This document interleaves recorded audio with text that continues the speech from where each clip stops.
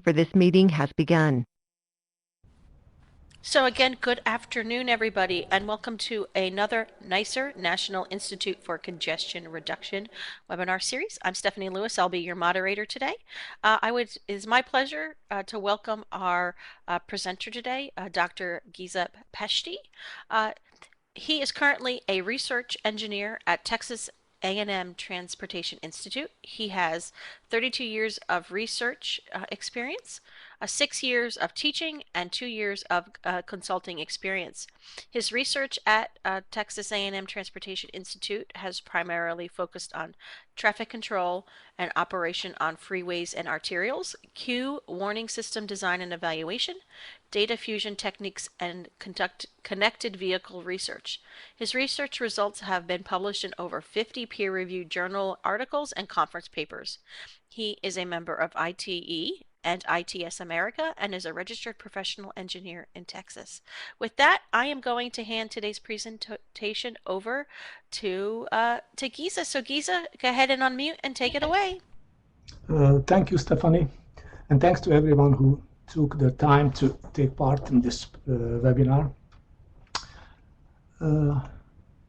So the topic which we are going to talk about today is the queue detection and congestion impact assessment, particularly related to construction and incidents on freeways. And I would like to acknowledge the contribution of Bob Brady, who was the PI for this project, but Bob is very sick and he was not able to attend the webinar today.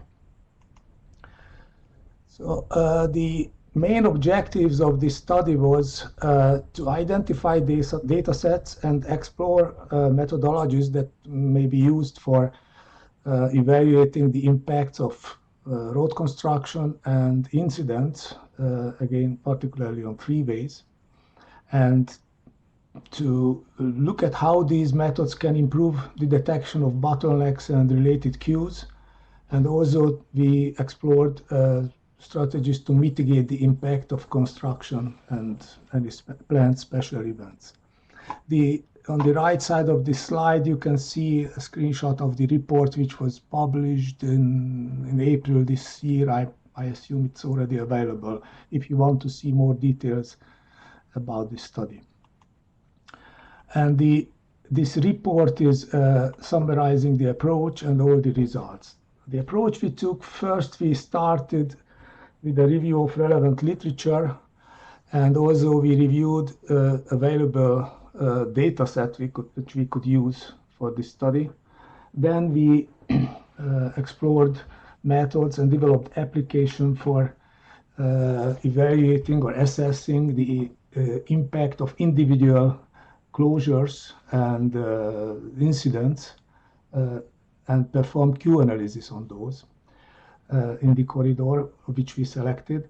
Then we proposed or looked at the potential to use data from multiple sources to improve the detection of the queues. And at the end of the study, about the report, we have a chapter which is discussing an approach to reduce the impact of construction and planned special events, and the technique and the approach which we used on I-35 is discussed in that chapter. So after reviewing a few available data sets, we identified the data sets from the I-35 traveler information database, which was developed for a corridor expansion project in the Waco district of the Texas Department of Transportation. So Texas Department of Transportation has undertaken a $2.1 billion project along an approximately 100-mile long segment of I-35 between Salado and Hillsboro. It is that's the main section of I-35 between Dallas and Austin, Texas. And this is a major corridor with about 100 and the volume numbers. You can see that it is ranging depending on the time of the year, it is between 55 to 111,000 vehicles per day. And there are 30 million travelers per year on this corridor, and significant truck traffic, which is 25 to 35%, but at night it might go up significantly higher. The peak construction was, it started in 2012, and it was completed in 2000. It was almost completed in 2019. There is still some construction in the Waco area. This is a major project with a major reconstruction with 17 different projects in the area, which has to be coordinated. So in order to minimize the delay or provide real-time information to travelers, freight carriers, and also businesses along the corridor, the Texas Department of Transportation, in coordination with TTI, developed and operated a traveler information system, which provided real-time information on travel time between major population centers, current travel time and all travel times and delays, and also projected travel times if they were planning to leave later. And it also included lane closure information, where the lane closure were located on the freeways, what was the time frame for those closures, and they also included web cameras and screenshots of current traffic conditions at certain areas along the corridor, certain segments of the corridor. So this information, traveler information, was provided through in different ways to the travelers. We used websites for the I-35 corridor, social media. Some drivers could subscribe for emails to get lane closure information. So there were, and also there were obviously changeable message sign and dynamic message signs on the corridor, which disseminated these traveler information system. So this I-35 data suite included, first of all, a lane closure database, plus traffic data, both real-time and archived traffic data. And the traffic data which we used in this study were traffic volumes and spot speed data collected by Wavetronic sensors. You can see on the right side the distribution of the sensors along this corridor, and also segment travel times and speed data, which were measured by Bluetooth readers, and you can see the distribution of Bluetooth readers along this segment. In addition to these two data sources, we also used third-party data from INRIX, and we used segment travel times and speeds from INRIX XD segment, the XD segments, to estimate, to look at queues and also delays. Using this data, we explored and developed applications for different purposes. First of all, in the corridor, in order to look at the performance of this traveler information system, we evaluated the impact of all major constructions and incidents which occurred. And it was a past event analysis. Then we also evaluated the combined impact of all road construction activities and incidents that occurred over a 24-hour period on the corridor, on selected segments of the corridor, which was 3 major segments between Temple, Waco,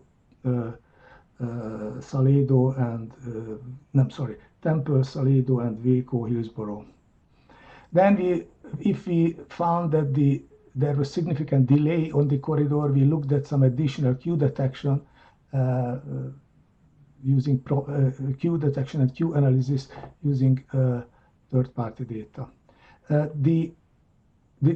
another method which we looked at in this study was the work zone scheduling to minimize the negative impact of construction. So we looked at what is the best start time of a given lane closure so that the least number of travelers are affected and the shortest queues are resulted. But this presentation covers only the first 3 bullets. You can find information of the last one in the report. Just because of the limited time, we cannot go through everything. So, as I mentioned, all closures and incidents were analyzed and evaluated if they resulted in some queue. And this flow chart explained basically what we did, what are the steps which we carried out in this process. So there was the first module shows the data preparation, where we used lane closure data in case of a lane closure impact. The lane closure database, which included the closure location, direction of travel, start and end time of the closure. And for the given location of the closure, we pulled the relevant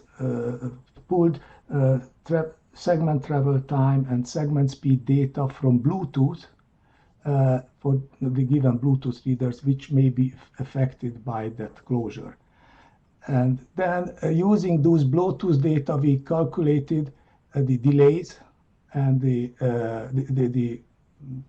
if there were multiple segments, we had to aggregate those travel times and then calculated the delays caused by the lane closure or an incident. And then we also did some queue estimation. Also, the queue estimation from Bluetooth is really poor because of the fairly long distance between the readers. So we could just give an interval estimate, say that, okay, the queue is somewhere between 2 Bluetooth readers, but we couldn't exactly tell the location. Then we presented the results graphically, and the next slide will show an example for this process, for this impact assessment process, which is here we are showing, or the map shows the location of a full closure of the freeway in the northbound direction where traffic is diverted to the frontage road. So this closure expected indicated that we will have some significant delays. So we looked at this, and the four blue dots show the location of the Bluetooth readers. So we pulled the data from for those segments, and you can see the speed profiles for each of the segments, the time series of speeds between consecutive Bluetooth readers. And it shows that the speed dropped in 3 of the segments. So these 3 segments were affected by the closure between mile marker 297 and 322. And then we, using these, aggregating these travel times from the 3 segments, we calculated the total travel time over time during the closure, and found that the maximum delay was 120 minutes. Sorry, yeah, maximum delay is 120 minutes around 11 p.m. I have to mention here that most of the closures on I-35 were nighttime closures to minimize delays. Then, in addition to looking at the impact of individual closures, lane closures or incidents, we also looked at the corridor impact of all closures that happen during a day. And we determined, this was this so-called daily postmortem, which we performed every morning routinely over the last several years. And this analysis determined travel time and delays and time series over the 24-hour period. Then here we used 15-minute average travel times and delays, and we also determined the maximum travel time delay and travel time index for 3 major segments of the corridor, which was between Salado and Temple and Waco and Hillsborough. These are the major population centers on this corridor. And then we assigned some grade based on what was the maximum delay. And this table shows here that a delay, maximum delay on the entire corridor less than 10 minutes was grade A, and so on. You can see the criteria was that we always wanted to have construction-related additional delay less than 30 minutes on the entire corridor. And this is, of course, we couldn't achieve all the time, but this is that was a major objective. So therefore, TxDOT did not allow more lane closures of the corridor if they resulted longer delays than 30 minutes. So to illustrate how does this daily postmortem result look, this slide shows, this is the map of the corridor. The left graphs correspond for the southbound direction, also the left table, and the right side time series are for the travel time in the northbound direction, and the table is also for the northbound. This is from last fall, and this was a day when there was no major, the constructions did not result, because it was a Saturday, so constructions did not result in delays because there was no major construction on that day, but there was an incident in the southbound direction between Waco and Temple, which resulted maximum delay of 48 minutes, and therefore we got a grade D for the entire corridor on that day. So this is just how a typical daily postmortem analysis look. And in addition to these, whenever we found that the daily postmortem indicated a significant delay, either for a construction or an incident or anything else, then we conducted some additional congestion analysis, congestion and queue analysis. And for that, we used archived INRIX data, and from INRIX data, we used the XD segments, which were provided much shorter segments. You can see here the distribution of the segment length was going from between on this corridor, it was going between 0.2 to 1 mile, and most of the segments in the highly populated areas where the typical congestion occurred were less than 0.6 or 0.5 miles. So therefore they were better for queue detection than the typical sensor density what we had there, or the Bluetooth reader segments. So we use these queue analysis to identify the location of the bottleneck and capture any information related to how the queue formed, how it developed, how it propagated, at what speed, and what was the extent, spatial and temporal impact of that queue. For this purpose, we used, and which will be in the next few slides, I will show an example in which we used the probe data analytics suite developed by Cat Lab at the University of Maryland. So, for example, that PDF, the daily postmortem results, which I showed you a couple of slides ago, with the delay between Hillsborough and Waco due to an incident, we analyzed that day using the queue detection analysis tool. And this heat map shows the speed space-time diagram where the speeds are indicated by the red is 10 less than 10 miles per hour. Then you can see 20, 30, and the green is about the free flow travel time, which is about 50 miles or higher.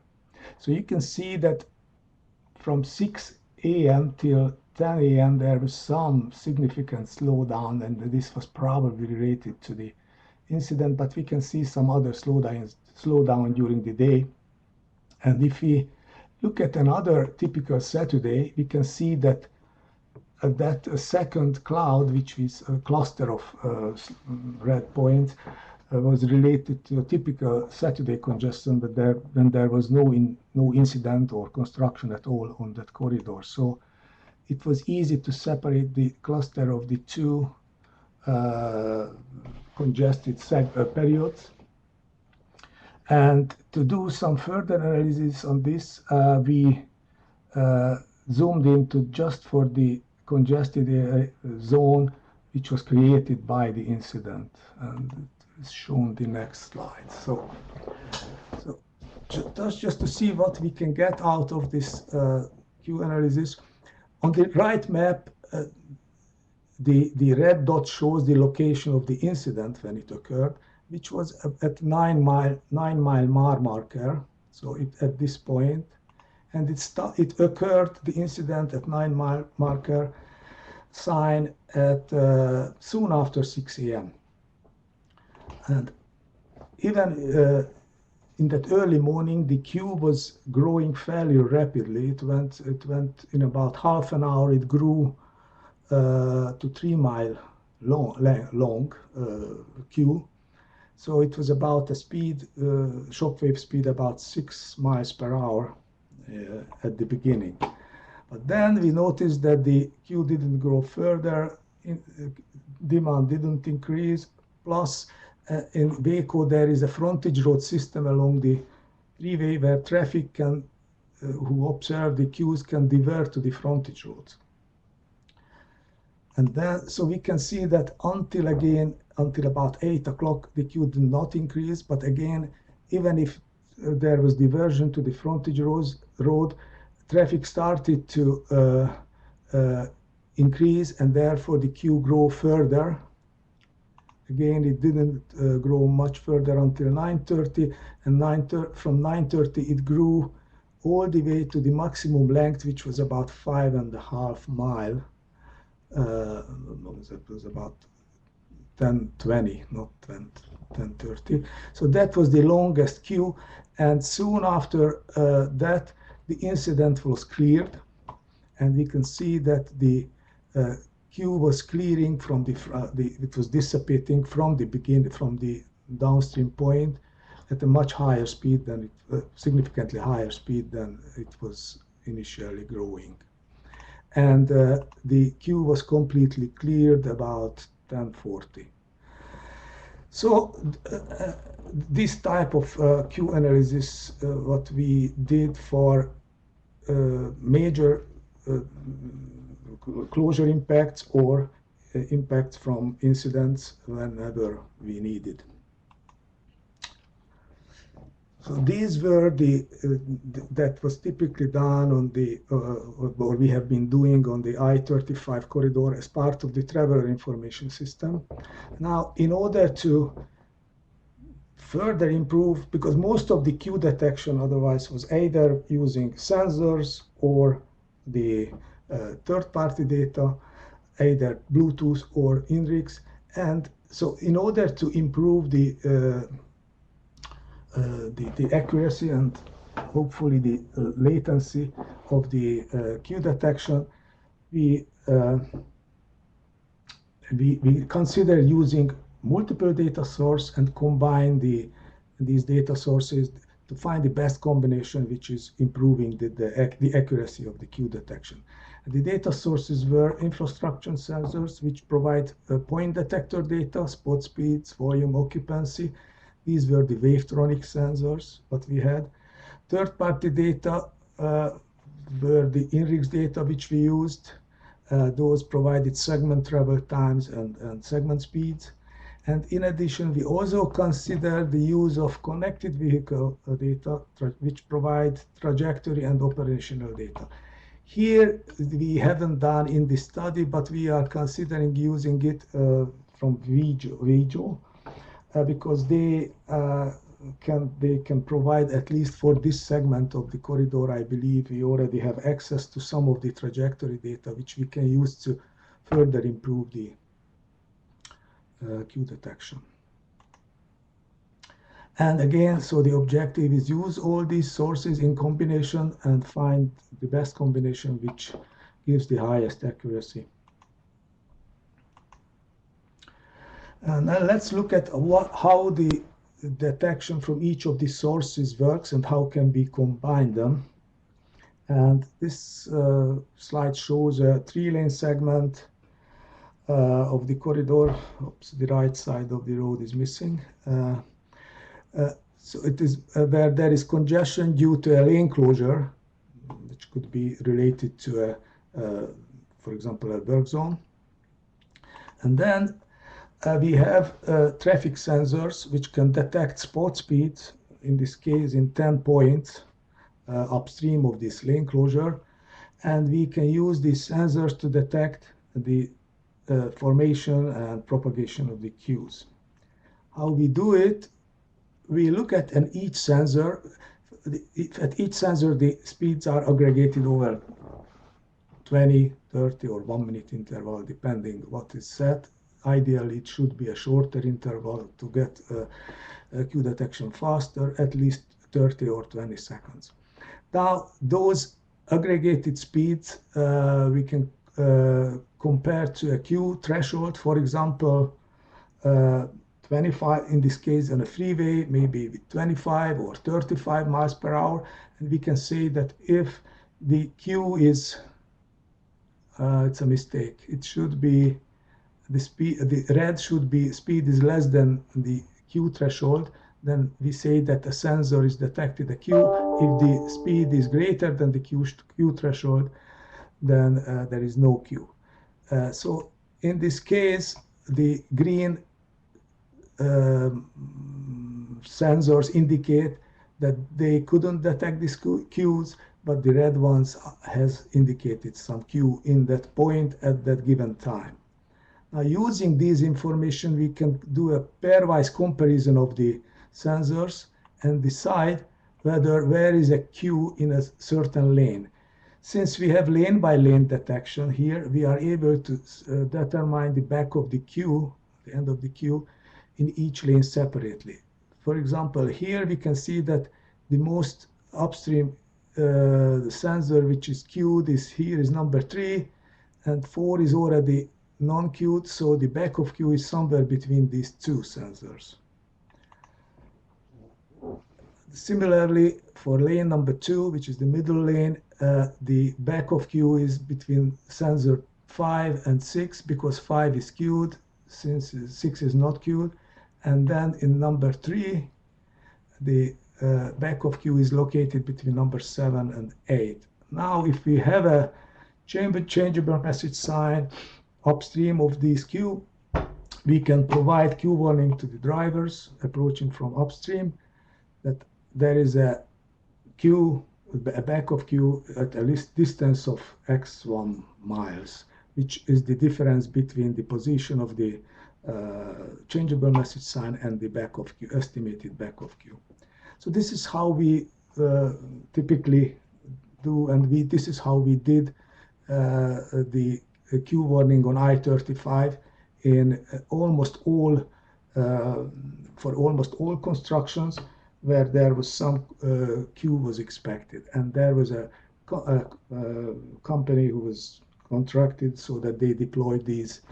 These sensors were not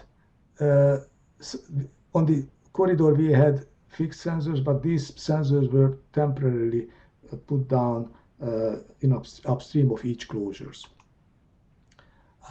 This is the flow chart which discusses the process. I'm not going through it. We don't have time, but it is in the report. You can look at it.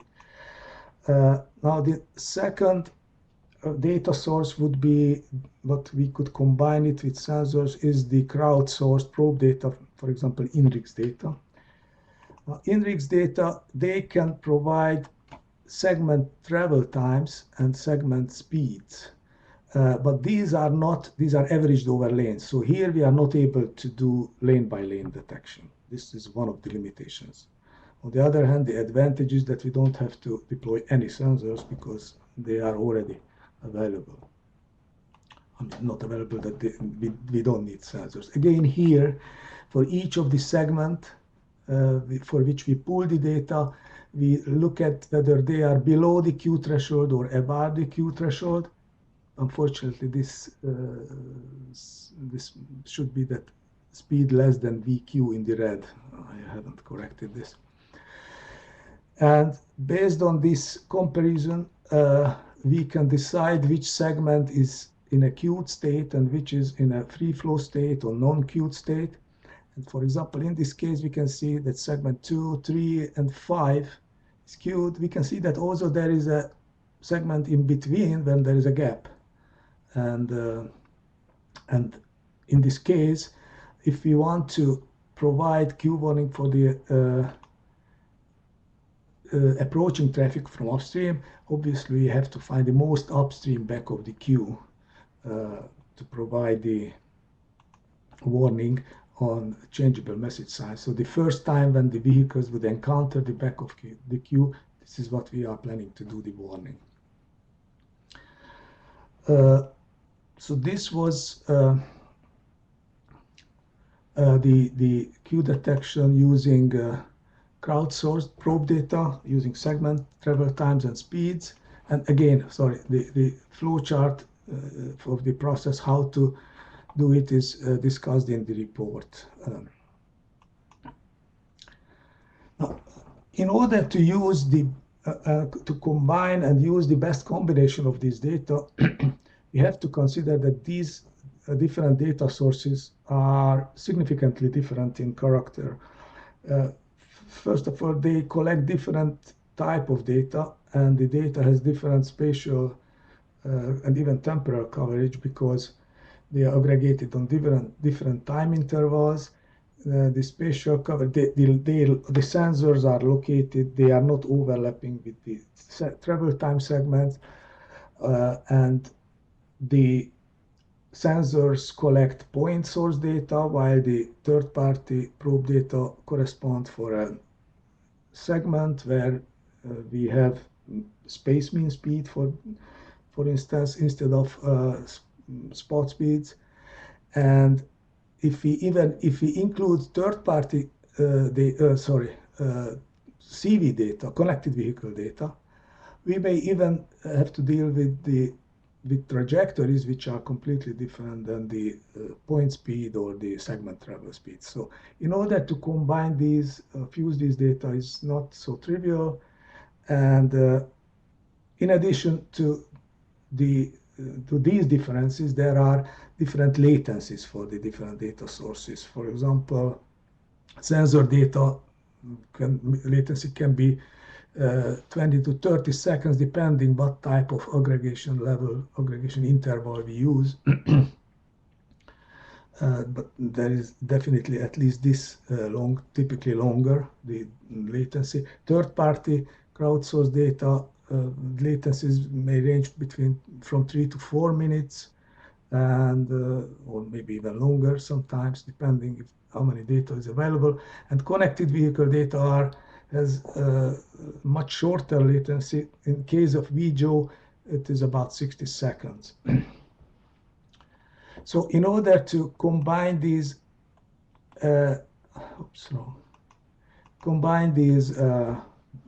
data from these sources for queue detection, we propose that we should determine in each calculation time step, when we want to detect the queues, we should determine the back of queue and front of queue positions separately from each source, and look at what is available, what queue estimate is available from the different sources in each time step, and find the best find the best Q estimate from those sources. And this is what described by this flowchart, and also very high level in these steps, so that we, in each calculations type steps, we look at each lane separately, and for each lane we look at if there is any available back of Q estimate from sensors or third-party data. If not, then we will also look at whether is there any estimate from predicted back of Q from sensors and third-party data. Now these predictions we can do using shockwave speed. So after the Q started forming, we are able to determine what is the rate of speed at which the Q is growing. So that would be the shockwave speed, and we can use it to make some predictions if real-time data is not available for certain time intervals, either from sensors or from third party. So deciding between which one to use, which source, and whether measured or predicted data, we can find the back of Q estimate for each time step and for each lane according to the flow chart, which is, again, this is described in the report. The previous slides was only using sensor and third-party data. Now, in order to further improve Q detection accuracy, we may also consider the use of potential use of connected vehicle data. And this slide illustrates how we could use connected vehicle data to identify certain Q characteristics. In this is the same type of freeway segment which I showed you earlier, but here the Q is generated by an incident which is blocking 2 lanes, and the red cars represent the positions of connected vehicles. And these vehicles are reporting their position, speed, brake, whether they applied brake or not. They send basic safety messages at regular interval at a very high frequency, and we can use those reported data to look at a time window, like a sliding time window for each vehicle. And if during that time window, for example 20 seconds, in that time window the speed did not change or didn't change significantly, it stayed above the Q threshold, which is the dashed line. So again, this line represents a speed profile. Then we say that this vehicle is not in the queue. Then there are other vehicles which are already in the queue, and there they will report a speed which is staying below this Q threshold all the time, and so we can identify from this that this vehicle is already in the queue. So the queue end is somewhere between these two locations, and then the point when a connected vehicle is joining the queue, we can identify it by looking at this time window, and if the speed is dropping from above threshold value to below Q threshold value, that is where the back of the queue in that given lane is. So, of course, it can also happen that there is a slowdown, for example, this vehicle in the middle, but if we have multiple potential back of queues, we will pick the most upstream position. Now, when the vehicle, connected vehicle is discharging or leaving the queue at the front, then we will have just the opposite pattern in the time window where the speed goes from below threshold value to above the Q threshold value, and so we can, and it reports the position at the time, so we will know that this is where the front of Q is.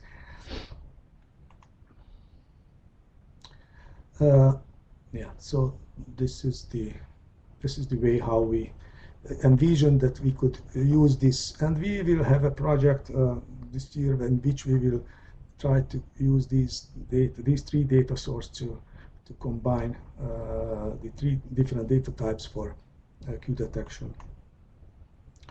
Of course, there might be within the queue, there might be also some stop and go condition when vehicles could speed up and again slow down. So this is what I mentioned, that this pattern where the speed of a connected vehicle goes from above threshold to below, it can happen within the queue.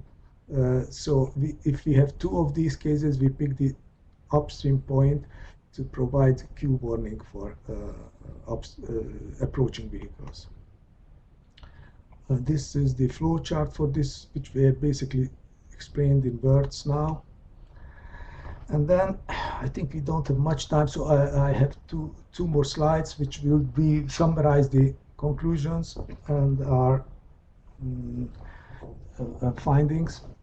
So what we saw from these data sets which we looked at, that we found that the Bluetooth segments are effective for delay estimation, but they are not very good for queue detection, simply because most of the time there is typically longer distances between Bluetooth readers than what we would need for a good queue detection. We can only tell that the queue is somewhere between two readers, but the readers might be away 2-3 miles from each other, which is not sufficiently accurate. However, when we looked at INRIX data, specifically the XD segments of the INRIX data with 1 minute average speeds, 1 minute averaging intervals, we could significantly improve the accuracy, as you could see on those heat maps, speed heat maps, which I showed you earlier. The main advantage of these INRIX XD segments is that, first of all, they are much shorter than the Bluetooth readers, and they can collect. We don't need to install any physical infrastructure to access this data, and they have a broad coverage on the entire roadway network. Then they have the same limitation as the Bluetooth, however, that we cannot detect queues lane by lane. For example, if there is an exit ramp which is overspilling for the freeway, a lot of times only the right lane or the right two lanes are queued, while additional lanes, vehicles can move freely in other lanes. So for those situations, it may not be able to appropriate to detect the queues, at least not at the lane level. And combining the third-party segments with point detector data or connected vehicle trajectory data, we believe that, and we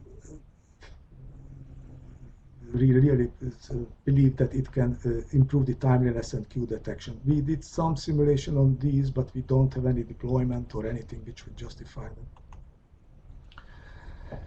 Multiple data some more future thought that using these multiple data sources,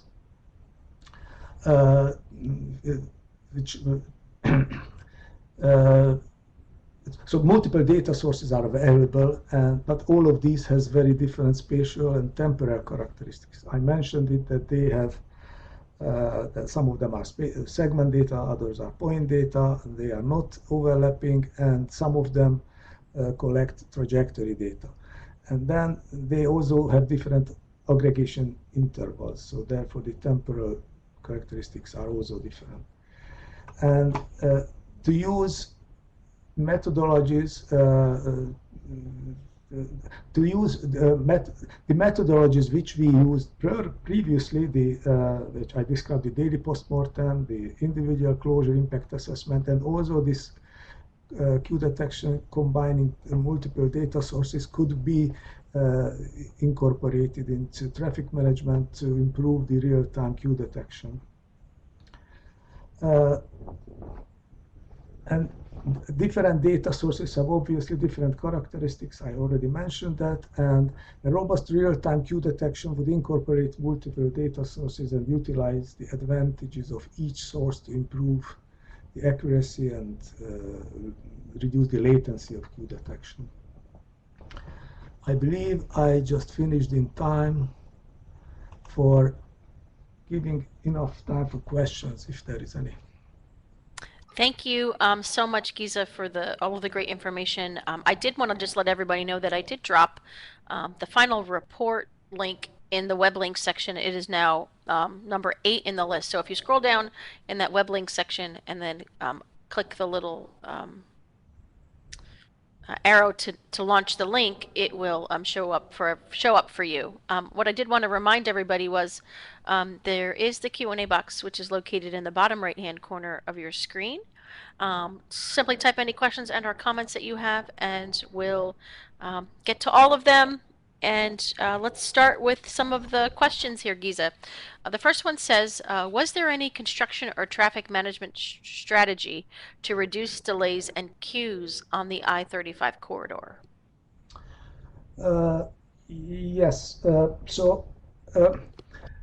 As I mentioned, that there was an objective of TxDOT that the additional delay caused by constructions cannot exceed 30 minutes on the entire corridor for a driver. So therefore, what happened that when a project needed some lane closure, the contractor had to submit a lane closure request, which was entered into a lane closure database. And that lane closure database immediately generated an automated process which evaluated the expected queue and expected delay caused by a lane closure at a given location. For this assessment or queue estimation, they used the wavetronic sensors at that near that location, so we knew what volume would be there, and the lane closure defined how many lanes will be closed, so we knew what is the capacity reduction at that point. From these two data and the timing of the closure, we could do an input and output analysis which estimated what queues and what delays are expected due to this construction. If this construction resulted in less than 30-minute delays and there was no other construction already planned, then the closure was approved. However, if there were, for example, 2 closures submitted for the same day or same time on the corridor, and each of them was less than 30 minutes, but the sum of these 2 was more than 30, then the second one, which was submitted later, the request which was submitted later, was rejected. So only closures which resulted less than 30 minutes were accepted. This is one thing. The other thing is that in order to minimize the impact for travelers, constructions were limited, lane closures were limited during the week from 7 p.m. till 7 a.m. or maybe 6 a.m. So just during the night when there is much lower traffic volume, and therefore we expected much less queues and much shorter delays during that time. So this was the 2 major traffic management, or I would rather say that construction management strategy that they used. The next question comes in and says, how fast do the vehicle queues typically grow on I-35? Of course, it depends on, of course, on the capacity reduction, on the reduction, either the lane, how many lanes are closed, what is the traffic volume. But as on the, I will go back to that slide where we showed the, I hope I can go to the heat map. Okay, so here we can see that there is a different time, there is different shock phase, but the queue was growing at approximately about 5 to 6 miles at the beginning from the queue generation. So after the incident occurred, if it is an incident, or if it would be a lane closure where they start closing a lane, the queues are typically grew about 5-6 miles per hour at the beginning. After they reach a certain length, we observed that drivers are diverting to the frontage road because they want to avoid, first of all, they get some warning upstream, so they know that there is queue ahead, or they just see the queue and they divert to the frontage road and the queue is not growing until for some reason the alternate route is also congested, so they remain on the freeway and continue on the freeway, and therefore because of the increased demand it is increasing. But we didn't see much higher speed than 6 or maybe about 6 miles per hour for the queue growth. Okay, this question comes from, it says, thank you for the great presentation, and says, are there any opportunities or challenges in implementing the proposed models in Texas and other states? Depends. For doing the combining sensor data and third-party data, I believe there is no. First of all, you have to have access to the third-party data. So SpexDot is subscribing to it, so we have it. So combining these two is not the main challenge. Is that the data types are different. Has different spatial characteristics, different time intervals, different latencies, but we can combine those. However, if including connected vehicles, the main issue is that we have basically zero or very low penetration. What we can do here with connected vehicles, we are considering using some video data, which is not really connected vehicles, but vehicles are reporting their connected vehicle type of information, all those positional speed data for video, and we can access these data through video by subscription. And I believe that we have some data set already for testing for 2021 maybe. I have to look after that for this segment of the corridor in the Waco area, Waco district. Okay, looks like we have time for one more question. It says vehicle queues may occasionally break up, creating multiple congestion sections separated by gaps. How these conditions affect queue warnings, or how do they affect queue warnings? Yeah, so this unfortunately it happens quite often. For example, this slide, the slide which I used for the crowdsourced data-based queue detection. We can see that the green arrows indicate the non-queued or free flow, where vehicles can travel at higher speeds, and the red segments are the queued segments. So we can see that here we have basically two queue ends.